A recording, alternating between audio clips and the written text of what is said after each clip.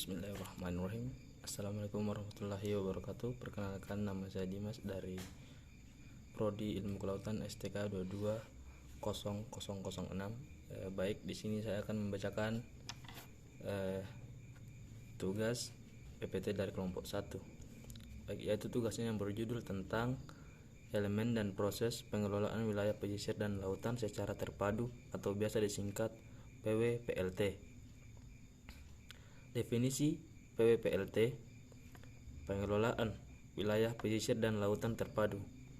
Pengelolaan wilayah pesisir secara terpadu adalah suatu pendekatan pengelolaan wilayah pesisir yang melibatkan dua atau lebih ekosistem, sumber daya, dan kegiatan pemanfaatan pembangunan secara terpadu atau integrated guna mencapai pembangunan wilayah pesisir secara berkelanjutan. Dalam konteks ini, keterpaduan integration mengandung tiga dimensi. Yang pertama, sektoral, bidang ilmu, dan keterkaitan ekologis.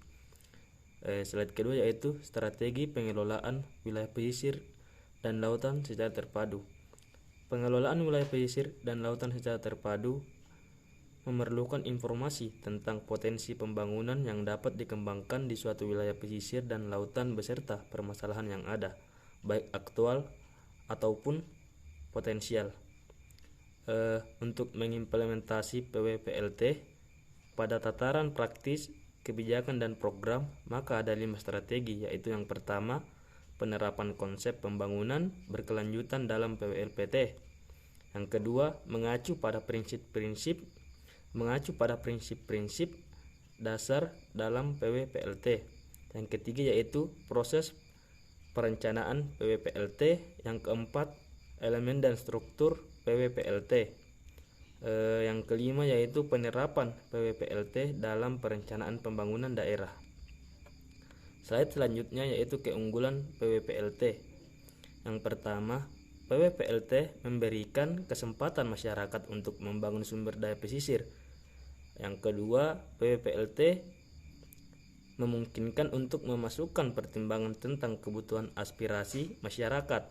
Yang ketiga, PWPLT menyediakan kerangka. Yang keempat, PWPLT dapat menumbuhkan pembangunan ekonomi. Yang kelima yaitu PWPLT membutuhkan pengumpulan dan analisis data. Slide selanjutnya yaitu adalah strategi pengelolaan wilayah pesisir dan lautan secara terpadu. Untuk mengimplementasikan PWPLT pada tataran praktis, kebijakan, dan program, maka ada 5 strategi, yaitu yang pertama, penerapan konsep pembangunan berkelanjutan dalam PWPLT. Yang kedua, mengacu pada prinsip-prinsip dasar dalam PWPLT. Yang ketiga adalah proses perencanaan PWPLT. Yang keempat, elemen dan struktur PWPLT. Yang kelima, penerapan PWPLT dalam perencanaan pembangunan daerah. Strategi pertama, penerapan konsep pembangunan berkelanjutan dalam PWPLT, yaitu pembangunan berkelanjutan adalah suatu strategis pemanfaatan ekosistem alamiah sedemikian rupa sehingga kapasitas fungsionalnya untuk memberikan manfaat bagi kehidupan umat manusia tidak rusak. Kedua, konsep pembangunan berkelanjutan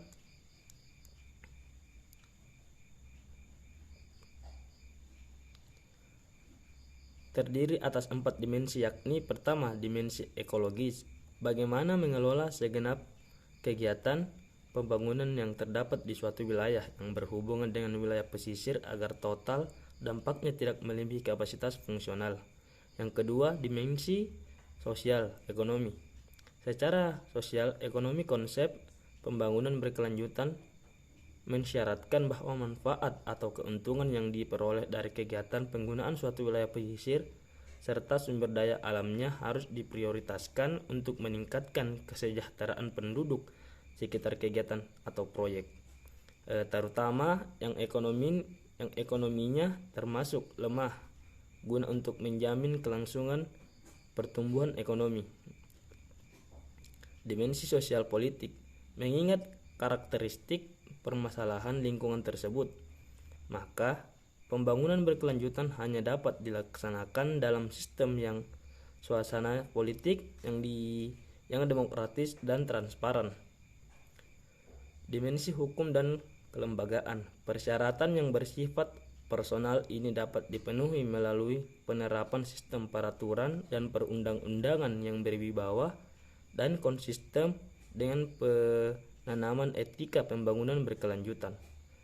Strategi kedua yaitu pengelolaan dan pemanfaatan wilayah pesisir harus mengacu pada prinsip-prinsip dasar PWPLT. Pertama, wilayah pesisir adalah suatu sistem sumber daya resursi sistem yang unik yang memerlukan pendekatan khusus dalam merencanakan dan mengelola pembangunannya. Yang kedua, air merupakan faktor kekuatan pemersatu utama dalam ekosistem pesisir. Yang ketiga, tata ruang daratan dan lautan harus direncanakan dan dikelola secara terpadu. Yang keempat, fokus utama dari pengelolaan wilayah pesisir adalah untuk mengkonservasi sumber daya milik bersama.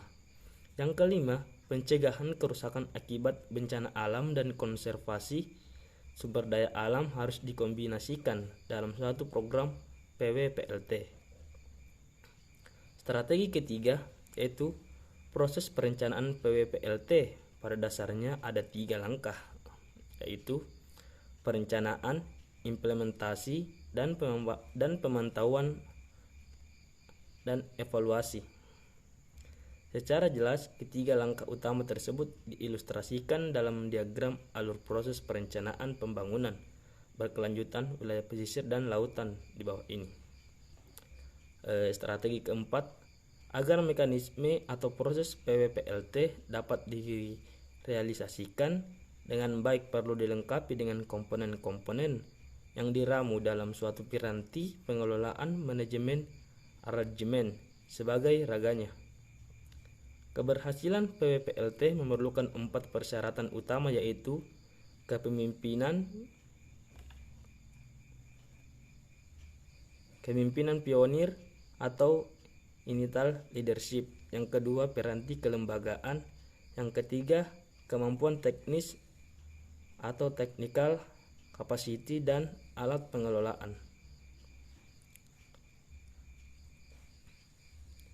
Strategi kelima yaitu pelaksanaan otonomi daerah yang diantaranya ditandai dengan lahir dan berlakunya Undang-Undang Nomor 22 Tahun 1999 tentang pemerintah daerah yang di dalamnya mencakup pengaturan kewenangan daerah dalam mengelola sumber daya kelautan, pesisir dan lautan. Diharapkan dapat membawa angin segar sekaligus menjadi momentum untuk melaksanakan pembangunan, pendayagunaan dan pengelolaan sumber daya kelautan dan perikanan secara lebih baik, optimal, terpadu, serta berkelanjutan. Aspek-aspek yang dikelola dalam PWPLT. Pertama, seberapa luas daerah yang harus dicakup. Yang kedua, sumber daya alam dan jasa-jasa lingkungan apa saja yang harus dicakup. Ketiga, kegiatan pembangunan apa saja. Aspek-aspek yang dikelola. PWPLT pada intinya berfokus pada pengelolaan kawasan dan pengelolaan interaksi antar berbagai ekosistem dan kegiatan pembangunan yang terdapat di suatu kawasan pesisir. Proses PWPLT. Tahap pertama, identifikasi dan penilaian masalah, yaitu kebutuhan atau tindakan manajemen diakui sebagai akibat dari faktor seperti krisis lingkungan, kondisi sumber daya yang memburuk, atau peluang ekonomi yang dirasakan di pantai dan laut. Kedua, pertemuan konsultatif dengan lembaga-lembaga utama dan pemangku kepentingan mengkonfirmasi adanya masalah dan atau peluang kebutuhan untuk bertindak. Ketiga, sebuah makalah konsep yang menguraikan kebutuhan akan ICM dapat disiapkan. Keempat, yaitu sebuah tim dibuat untuk merumuskan rencana ICM. Tahap kedua, persiapan dan perencanaan program, yaitu ada 5. Pertama, informasi dan data yang diperlukan tentang karakteristik fisik, ekonomi, dan sosial zona pesisir, serta pada yurisdiksi politik yang ada dan pada masalah pemerintahan dikumpulkan. Kedua, sebuah rencana untuk partisipasi publik dalam proses ICM dikembangkan. Ketiga, masalah manajemen, penyebab, efek, solusi, dan peluang pembangunan dianalisis. Keempat, prioritas ditetapkan untuk mengatasi masalah dan peluang dengan mempertimbangkan kelayakan teknis dan keuangan dan ketersediaan personil. Kelima, kelayakan peluang pembangunan ekonomi baru dinilai.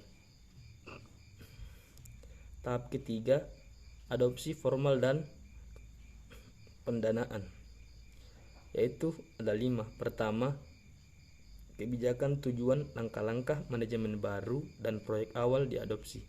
Kedua, pengaturan tata kelola ditetapkan atau ditingkatkan termasuk pembentukan atau penguatan mekanisme koordinasi antar sektoral dan antar pemerintah. Ketiga, kebijakan pengelolaan pesisir, prinsip batas, skema zonasi dan sebagainya diadopsi seringkali dengan tindakan legislatif. Keempat, kepegawaian dan perubahan organisasi yang diperlukan atau diberlakukan. Kelima, pengaturan pendanaan diberlakukan. Tahap 4 sampai 6 yaitu adalah implementasi, operasi, dan evaluasi. Yaitu ada 5. Pertama, badan pemerintahan mulai mengawasi proses dan program ICM. Program peraturan baru atau yang direvisi mulai berlaku. Ketiga, masing-masing lembaga ini sektoral terus melakukan tanggung jawab peraturan dan manajemen mereka, tetapi sekarang sebagai bagian dari program ICM secara keseluruhan.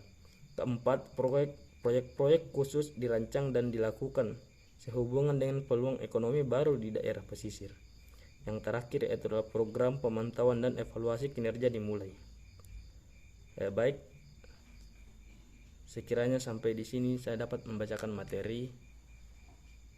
Apabila ada kesalahan, wabillahi taufik wal hidayah. Wassalamualaikum warahmatullahi wabarakatuh.